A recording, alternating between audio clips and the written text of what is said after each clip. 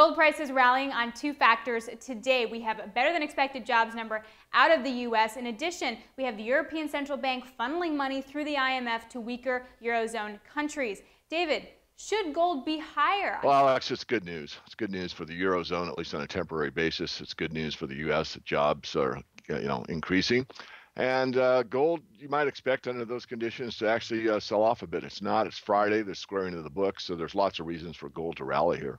So how much of that do you think is technical, say short covering because no investor wants to be short this market right now?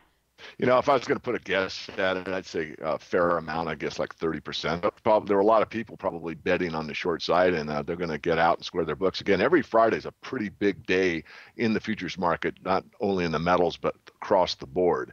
And the reason being is that a lot of the big players square their books on Friday, and they don't have any positions open over the weekend. Now, it seems to me, though, gold's still going to have kind of a tug of war here because if we take the positive economic data we're seeing out of the U.S., that's going to be U.S. dollar supportive. But as we see continued sort of inflationary measures taken over in Europe, that's going to help prop up the euro and then debase the U.S. dollar. So that then would be good for gold. How does gold play out with these two scenarios?